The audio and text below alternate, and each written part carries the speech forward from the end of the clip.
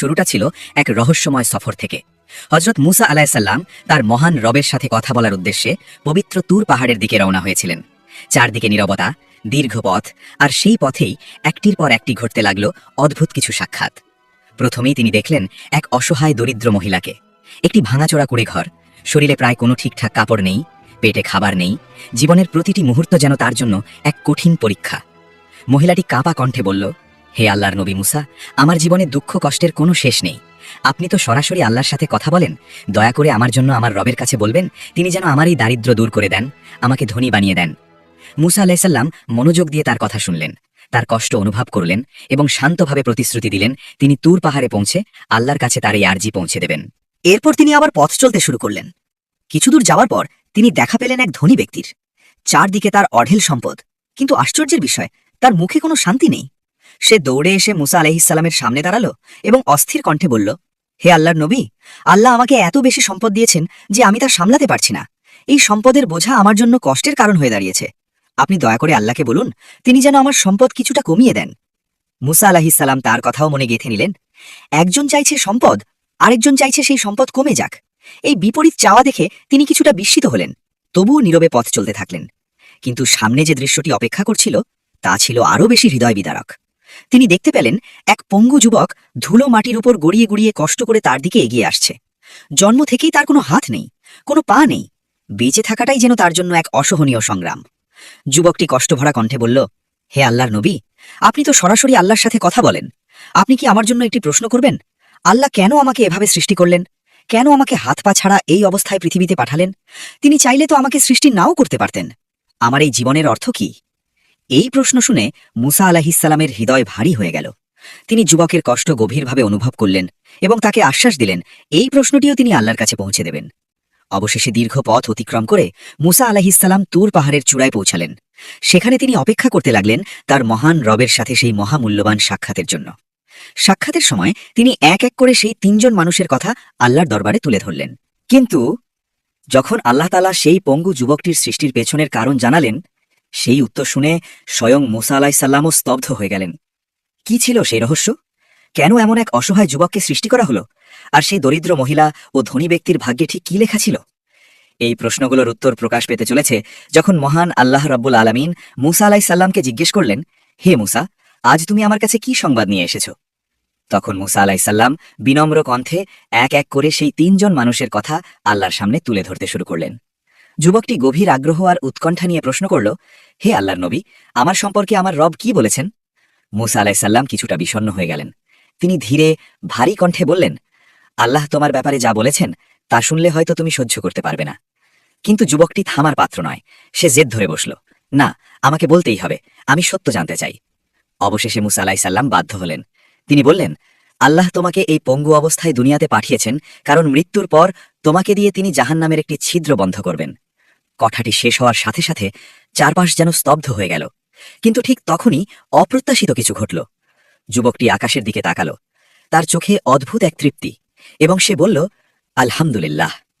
এই কথা শুনে মুসা আলাইহিসসালাম বিস্মিত, তারপর রাগান্বিত হয়ে উঠলেন। তিনি ধমকের সুরে বললেন, তুমি কি পাগল হয়ে গেছো?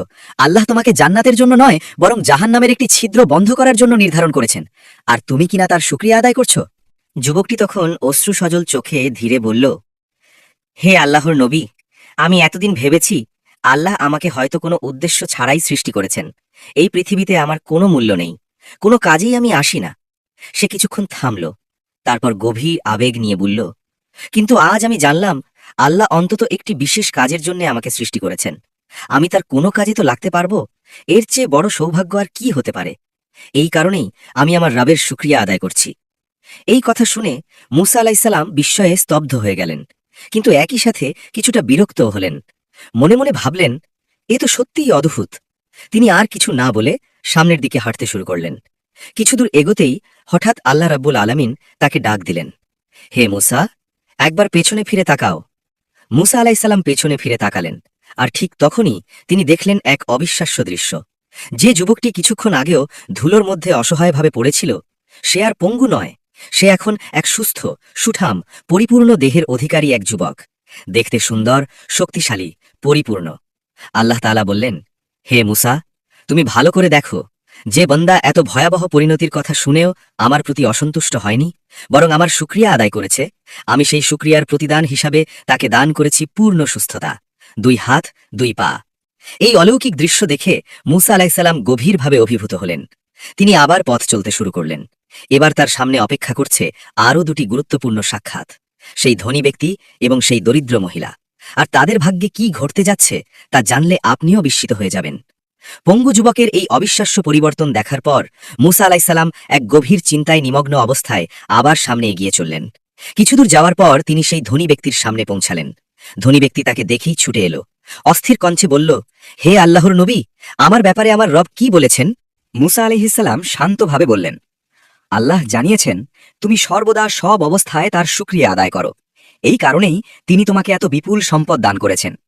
তিনি কিছুটা থেমে আবার বললেন, আর যদি তুমি তোমার সম্পদ কমাতে চাও তাহলে আজ থেকে আল্লাহর শুকরিয়া আদায় বন্ধ করে দাও, অকৃতজ্ঞ হয়ে যাও, তাহলেই আল্লাহ তোমার সম্পদ কমিয়ে দেবেন। এই কথা শুনে ধনী ব্যক্তি হতবাক হয়ে গেল, তার চোখে আতঙ্ক, কণ্ঠ কেঁপে উঠল। হে আল্লাহর নবী, এটা কিভাবে সম্ভব? আমি একদিনও আমার রবের শুকরিয়া ছাড়া থাকতে পারবো না। আমার অবস্থা যেমনই হোক, আমি কখনোই আলহামদুলিল্লাহ বলা বন্ধ করতে পারবো না।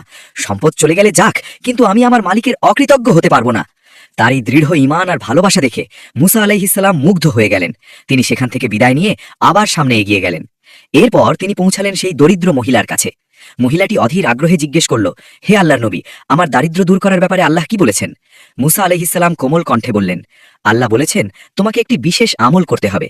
তুমি না খেয়ে থাকো অথবা যত কষ্টেই থাকো না কেন, সব অবস্থায় আল্লাহর শুকরিয়া আদায় করতে হবে। তুমি যদি সর্বদা আলহামদুলিল্লাহ বলো, তবে আল্লাহ তোমাকে ধনী করে দেবেন। এই কথা শোনার পর মহিলার মুখের অভিব্যক্তি বদলে গেল। সে রেগে উঠল, ক্ষোভে কাঁপতে কাঁপতে বলল, হে আল্লাহর নবী, আল্লাহ আমাকে এত কষ্টে রেখেছেন, এই অবস্থায় আমি কিভাবে তার শুকরিয়া আদায় করব?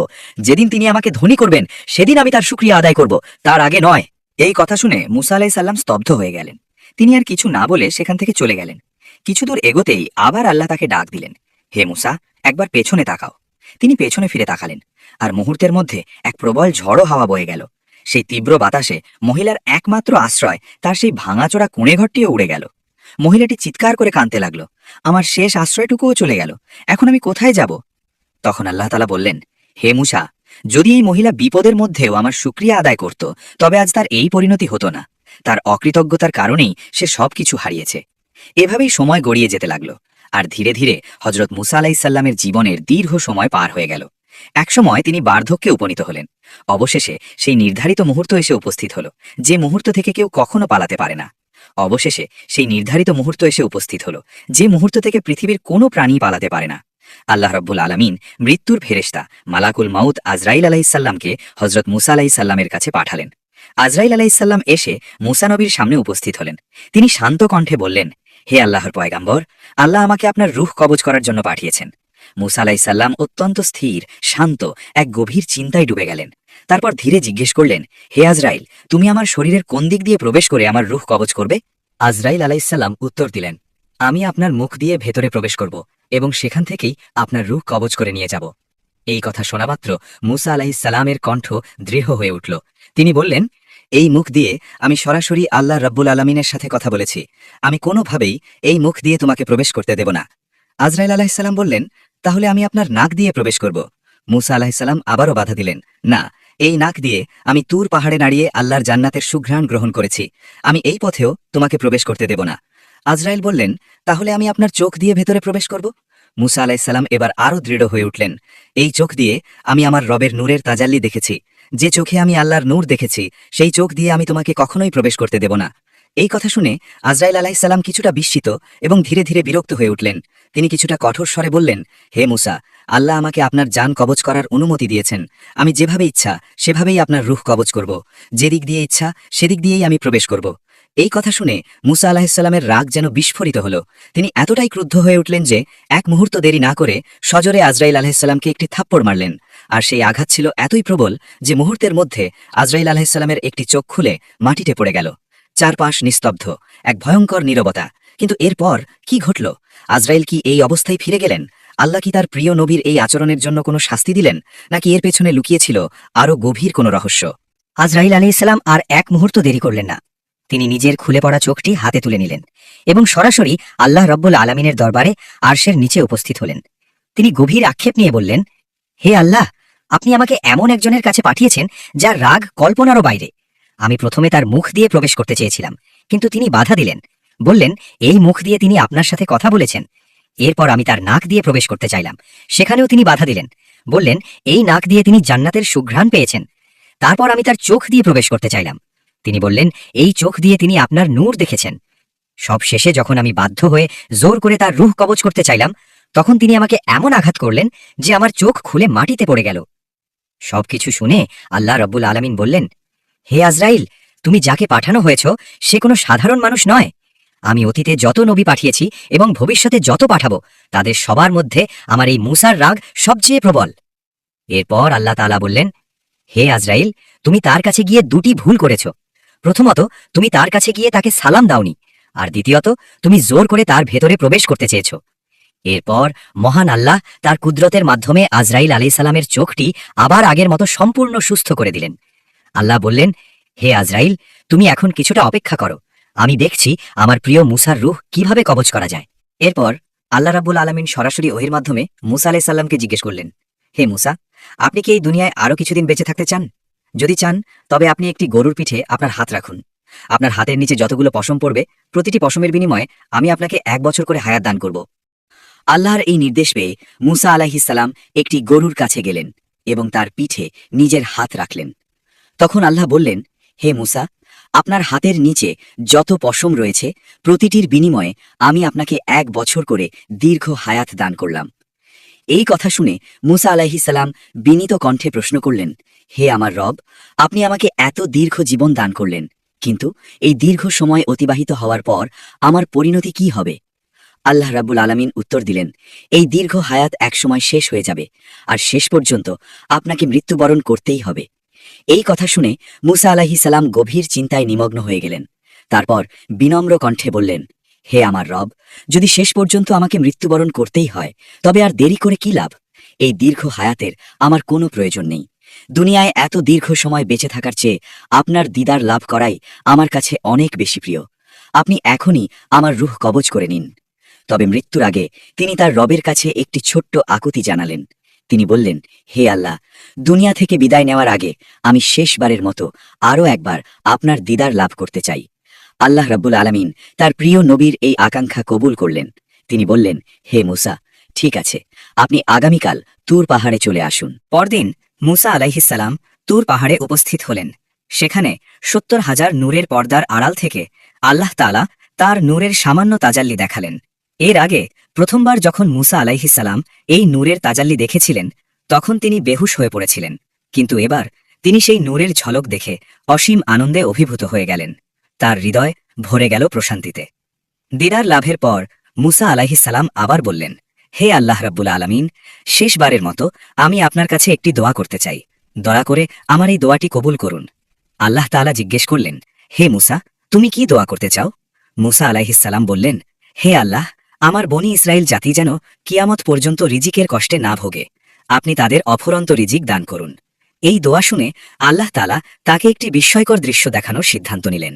তিনি বললেন, হে মূসা, আপনি আপনার লাঠি দিয়ে সামনের ওই পাহাড়ে আঘাত করুন। মূসা নবী লাঠি দিয়ে পাহাড়ে আঘাত করলেন, আর সাথে সাথেই পাহাড় ফেটে গেল। সেখান থেকে প্রবাহিত হতে লাগল একটি নদী। আল্লাহ আবার বললেন, এবার ওই নদীর পানিতে আঘাত করুন। মূসা নবী পানিতে আঘাত করতেই নদীর বুক চিরে বেরিয়ে এলো একটি বিশাল পাথর। আল্লাহ আবার নির্দেশ দিলেন, এবার ওই পাথরের ওপর আঘাত করুন। মূসা নবী পাথরে আঘাত করলেন, আর তখন সেই কঠিন পাথরের ভেতর থেকে বেরিয়ে এলো একটি জীবন্ত হরিণ। মূসা নবী বিস্ময়ে তাকিয়ে রইলেন।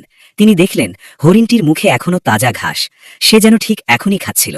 তখন আল্লাহ রাব্বুল আলামিন বললেন, হে মূসা, তুমি কি দেখতে পেলে?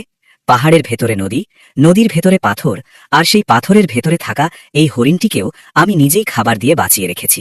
তিনি আরও বললেন, শুধু বনি ইসরায়েল নয়, এই পৃথিবীতে আমি যত সৃষ্টি করেছি তাদের সবার রিজিকের দায়িত্ব আমি নিজেই নিয়েছি।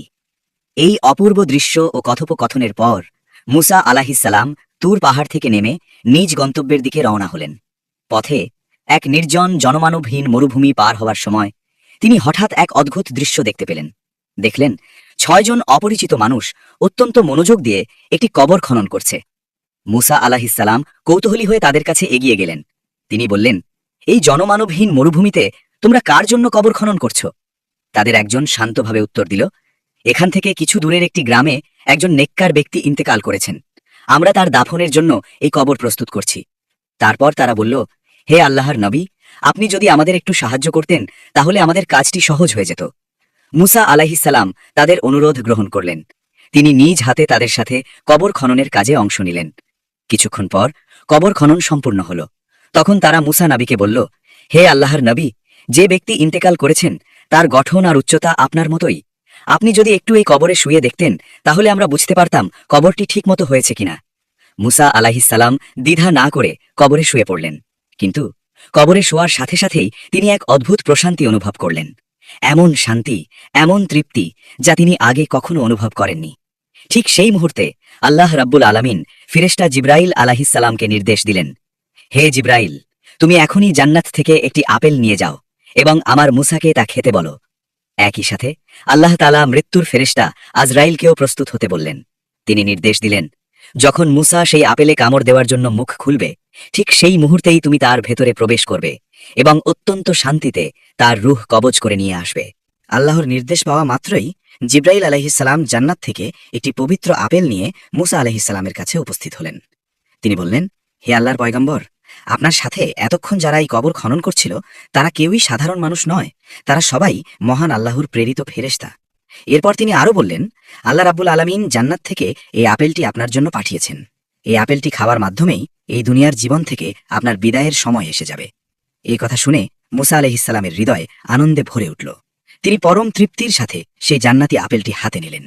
ধীরে ভালোবাসায় ভরা মন নিয়ে তিনি আপেলটি মুখে তুললেন।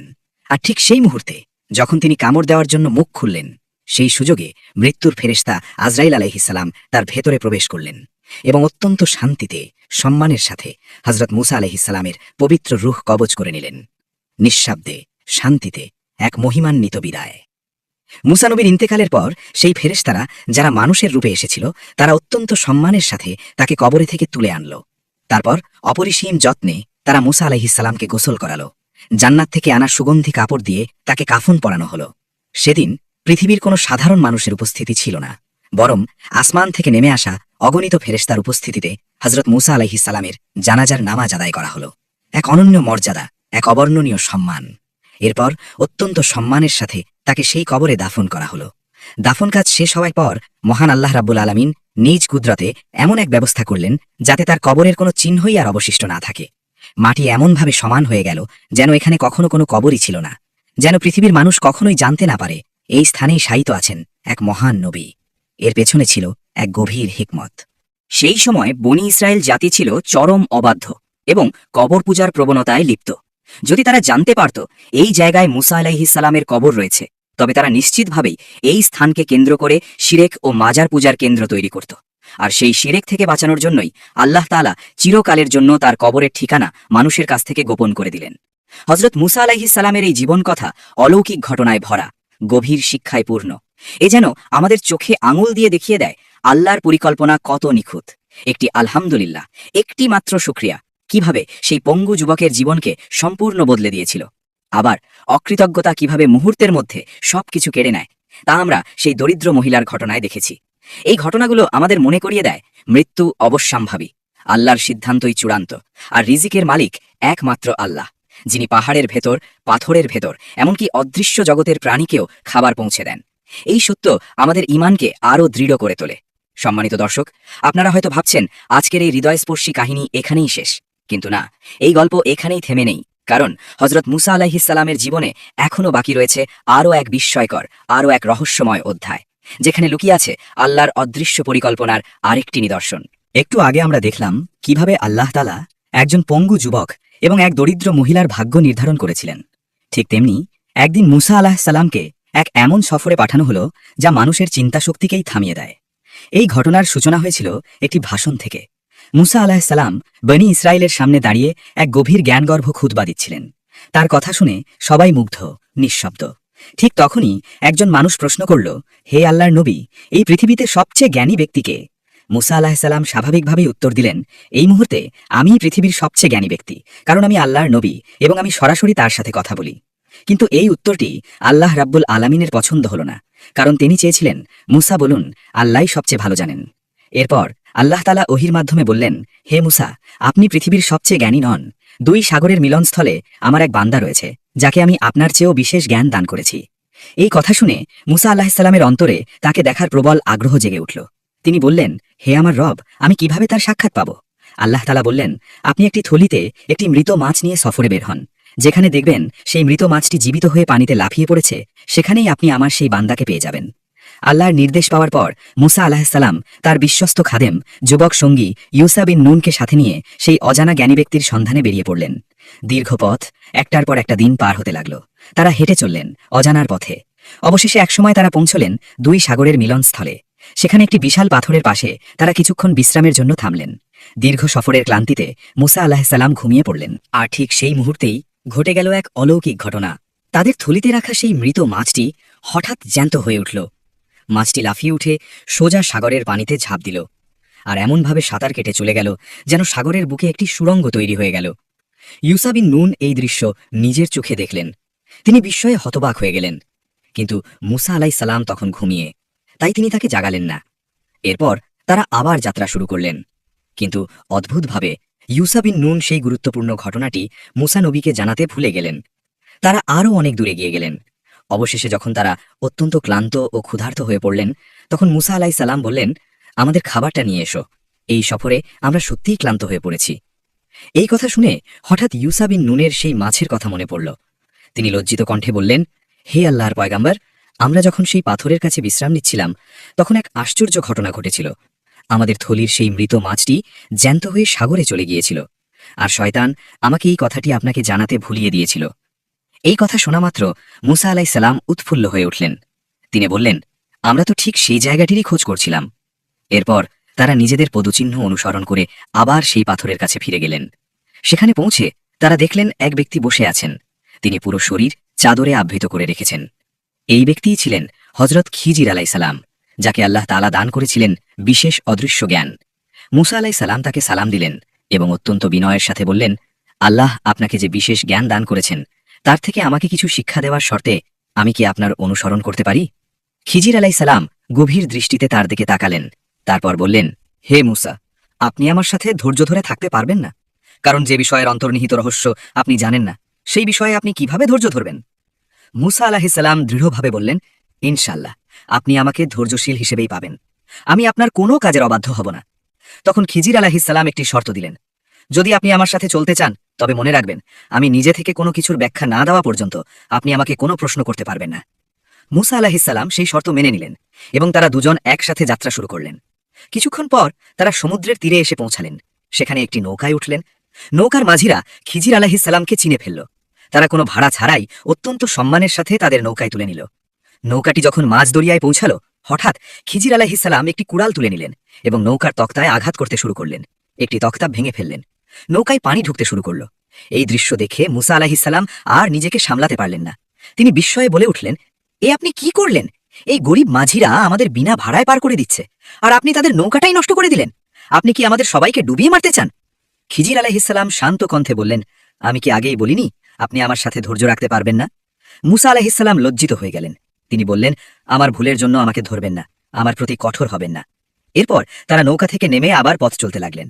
নদীর তীর ধরে হাঁটার সময় তারা দেখলেন কিছু শিশু খেলাধুলা করছে।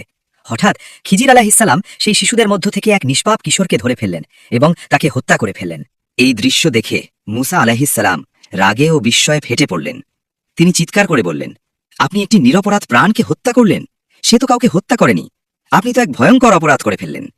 খিজির আলাইহিসসালাম আবার শান্তভাবে বললেন, আমি কি আপনাকে বলিনি আপনি আমার সাথে ধৈর্য ধরে থাকতে পারবেন না? এবার মুসা আলাইহিসসালাম বুঝতে পারলেন তিনি আবার শর্ত ভেঙেছেন। তিনি গভীর লজ্জায় বললেন, এরপর যদি আমি আর কোনো প্রশ্ন করি, তবে আপনি আমাকে আপনার সাথে রাখবেন না। এরপর তারা আবার নতুন করে পথ চলতে লাগলেন। একসময় তারা পৌঁছলেন একটি শহরে। তারা দুজনই তখন অত্যন্ত ক্ষুধার্ত, ক্লান্ত। তারা শহরের লোকদের কাছে খাবার চাইলেন, কিন্তু সেই শহরের মানুষগুলো ছিল অত্যন্ত কৃপণ। তারা তাদের সাথে খারাপ ব্যবহার করল। খাবার তো দিলই না, বরং তাদের তাড়িয়ে দিল। এই আচরণ সহ্য করে তারা যখন শহর ছেড়ে চলে যাচ্ছিলেন, তখন খিজির আলাইহিসসালাম লক্ষ্য করলেন একটি পুরনো দেয়াল ভেঙে পড়ার উপক্রম। তিনি থেমে গেলেন এবং নিজের হাতে পরিশ্রম করে সেই দেয়ালটি ঠিক করে দিলেন। এই দৃশ্য দেখে মুসা আলাইহিসসালাম এবার বিরক্ত হয়ে উঠলেন। তিনি বললেন, এই শহরের মানুষগুলো আমাদের সাথে খারাপ ব্যবহার করল, আমাদের খাবার পর্যন্ত দিল না, আর আপনি তাদের জন্য বিনা পারিশ্রমিকে কাজ করে দিলেন। আপনি চাইলে তো এর বিনিময়ে কিছু নিতে পারতেন, যা দিয়ে অন্তত আমাদের খাবারের ব্যবস্থা করা যেত। এই কথা শোনার পর খিজির আলাইহিসসালাম থেমে গেলেন। তিনি ধীরে ঘুরে দাঁড়ালেন এবং গভীর কণ্ঠে বললেন, হে মুসা, এখানেই আমাদের পথ আলাদা হয়ে যাচ্ছে। আপনার আর আমার সফর এখানেই শেষ। কিছুক্ষণ নীরবতা। তারপর তিনি বললেন, তবে যাওয়ার আগে আপনি যে বিষয়গুলোতে ধৈর্য ধারণ করতে পারেননি, সেগুলোর পেছনের গোপন রহস্যগুলো আমি আপনাকে জানিয়ে দিচ্ছি। তিনি বলতে শুরু করলেন, শুনুন হে মুসা, প্রথমে আমি যে নৌকাটিকে ক্ষতিগ্রস্ত করেছিলাম তার পেছনে ছিল একটি কারণ। সেই নদীর ওপারে একজন জালিম বাদশা রয়েছে, যে জোর করে মানুষের ভালো নৌকাগুলো ছিনিয়ে নেয়। ওই গরিব মাঝিদের নৌকাটি ছিল তাদের জীবিকার একমাত্র মাধ্যম। তাই আমি নৌকাটিকে সামান্য ক্ষতিগ্রস্ত করে দিলাম, যাতে তা ত্রুটিপূর্ণ মনে হয়, এবং জালিম বাদশার লোকেরা সেটিকে ছেড়ে দেয়। ফলে ওই গরিব মানুষগুলো তাদের জীবিকা চালিয়ে যেতে পারে। তিনি কিছুক্ষণ থামলেন, তারপর বললেন, দ্বিতীয়ত, আমি যে কিশোরটিকে হত্যা করেছি তার বাবা মা ছিল অত্যন্ত নেককার ও মুমিন। আল্লাহ আমাকে জানিয়েছিলেন এই ছেলেটি বড় হয়ে অবাধ্য ও কাফির হয়ে যাবে, এবং তার এই পথভ্রষ্টতা তার নেককার বাবা মাকেও পথভ্রষ্টতার দিকে ঠেলে দেবে।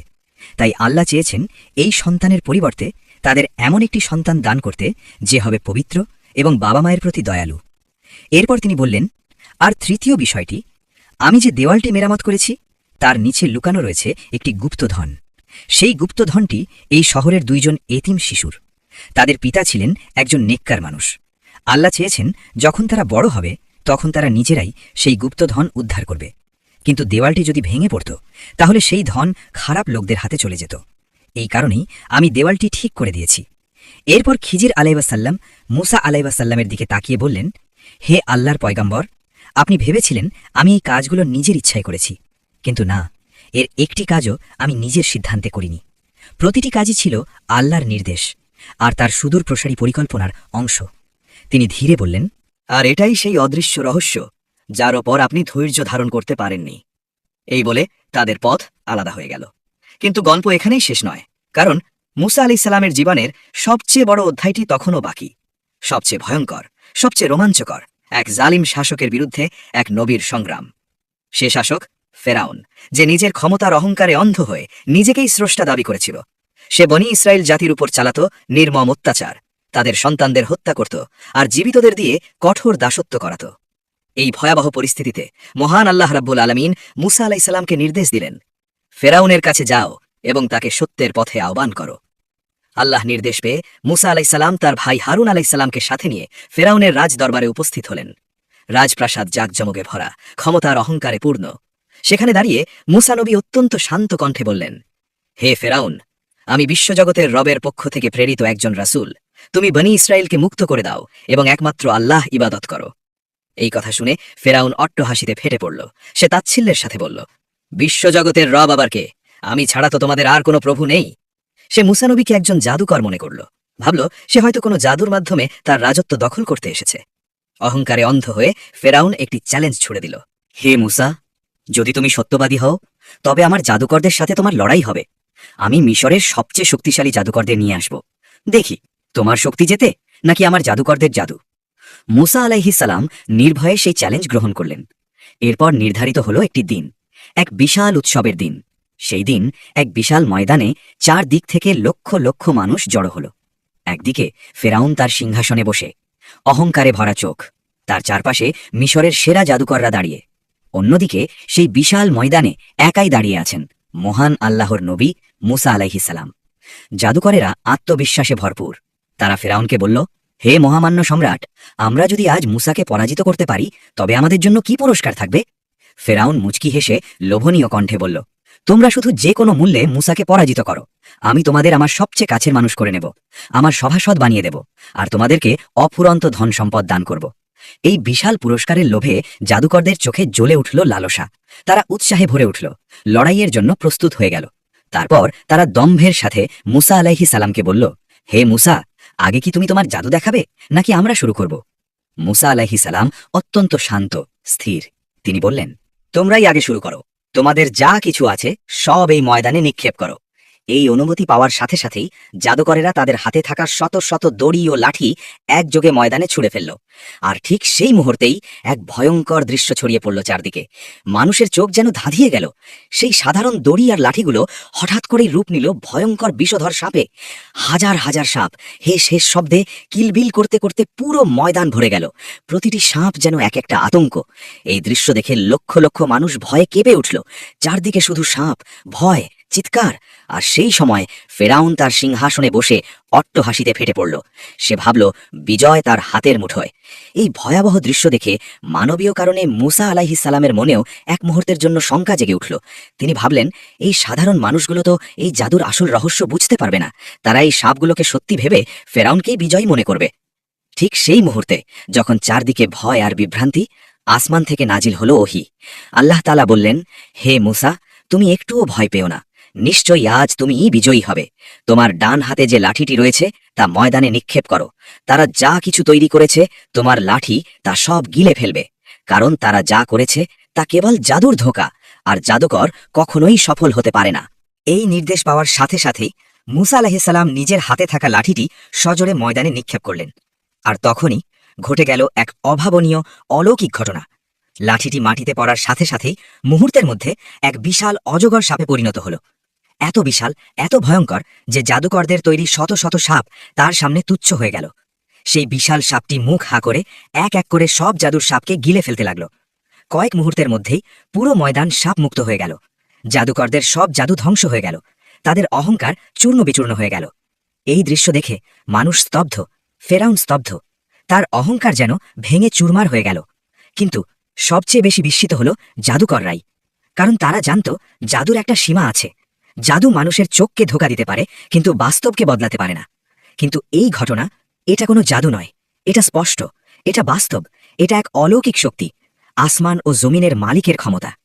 এই সত্য উপলব্ধি করতে তাদের আর দেরি হল না। হঠাৎ করেই সেই বড় বড় জাদুকরেরা মাটিতে সিজদায় লটিয়ে পড়ল। লক্ষ লক্ষ মানুষের সামনে তারা উচ্চস্বরে ঘোষণা করল, আমরা হারুন ও মুসার রবের প্রতি ঈমান আনলাম। আমরা বিশ্বজগতের রবের কাছে আত্মসমর্পণ করলাম। এই দৃশ্য দেখে ফিরাউনের রাগ আকাশ ছুঁয়ে গেল। তার নিজের ডাকা জাদুকরেরাই তার সামনে তাকে অস্বীকার করছে। এটা সে কিছুতেই মেনে নিতে পারল না। রাগে উন্মত্ত হয়ে সে চিৎকার করে বলল, আমার অনুমতি ছাড়া তোমরা ঈমান এনেছ? আমি বুঝেছি মুসাই তোমাদের নেতা, সেই তোমাদের এই জাদু শিখিয়েছে। তারপর সে হুমকি দিল, আমি তোমাদের হাত পা উল্টো দিক থেকে কেটে ফেলব আর খেজুর গাছের কাণ্ডে শুলে চড়াবো। কিন্তু ঈমানের আলোয় আলোকিত সেই জাদুকরেরা একটুও ভয় পেল না। তারা দৃঢ় কণ্ঠে বলল, আমাদের কাছে সত্য স্পষ্ট হয়ে গেছে। এখন আমরা তোমাকে কোনো দিনই প্রাধান্য দেব না। তুমি চাইলে আমাদের এই দুনিয়ার জীবন শেষ করে দিতে পারো, কিন্তু আমাদের রবের কাছ থেকে আমাদের ফিরিয়ে নিতে পারবে না। এই ঘটনার পর ফেরাউন ও মুসা আলাইহিস সালামের দ্বন্দ্ব আরও তীব্র হয়ে উঠল। ফেরাউন তার অত্যাচার বহুগুণ বাড়িয়ে দিল। বনি ইসরাইলের ওপর নির্যাতন চরম পর্যায়ে পৌঁছাল। ঠিক তখন আল্লাহ রাব্বুল আলামিন মুসা আলাইহিস সালামকে নির্দেশ দিলেন, হে মুসা, তুমি রাতের অন্ধকারে আমার বান্দাদের নিয়ে মিশর ছেড়ে বেরিয়ে পড়ো। নিশ্চয়ই তোমাদের পিছু ধাওয়া করা হবে। আল্লাহর নির্দেশ পাওয়ার পর মুসা আলাইহিস সালাম রাতের গভীর অন্ধকারে বনি ইসরাইলের বিশাল জনগোষ্ঠীকে সাথে নিয়ে নিঃশব্দে গোপনে মিশর ত্যাগ করতে শুরু করলেন। চারদিকে নীরবতা, অন্ধকারে ঢাকা পথ। কিন্তু এই গোপন যাত্রা বেশিক্ষণ গোপন রইল না। খবর পৌঁছে গেল ফেরাউনের কানে। সে জানতে পারল মুসা তার কাউমকে নিয়ে পালিয়ে যাচ্ছে। এই খবর শুনে ফেরাউন ক্রোধে উন্মত্ত হয়ে উঠল। সে সাথে সাথেই আদেশ দিল, সেনাবাহিনী প্রস্তুত করো। অত্যন্ত দ্রুতগতিতে তার বিশাল শক্তিশালী বাহিনী প্রস্তুত হল। তারপর ফেরাউন তার হিংস্র সৈন্যদল নিয়ে বনি ইসরায়েলকে ধ্বংস করার জন্য তাদের পিছু ধাওয়া করল। অন্যদিকে মুসা আলাইহিস সালাম ও তার কওম চলতে চলতে ভোরবেলায় পৌঁছে গেল লোহিত সাগরের তীরে। আর তখনই তাদের সামনে তৈরি হল এক ভয়াবহ পরিস্থিতি। সামনে অথই জলরাশি, উত্তাল সাগর, যেখানে পার হওয়ার কোনো উপায় নেই। আর পেছনে ধুলোর ঝড় তুলে ছুটে আসছে ফেরাউনের বিশাল বাহিনী। চারদিক থেকে ঘিরে ধরেছে বিপদ। এই দৃশ্য দেখে বনি ইসরায়েল জাতি আতঙ্কে চিৎকার করে উঠল, হে মুসা, আমরা তো শেষ। সামনের সাগর, পেছনে ফেরাউনের সৈন্য, আজ আমাদের মৃত্যু নিশ্চিত। কিন্তু এই চরম সংকটের মুহূর্তেও মুসা আলাইহিস সালামের অন্তরে ছিল অটল বিশ্বাস। তিনি দৃঢ় কণ্ঠে বললেন, কখনোই না, আমার সাথে আমার রব আছেন, তিনি অবশ্যই আমাকে পথ দেখাবেন। ঠিক তখনই আসমান থেকে নাজিল হলো নির্দেশ।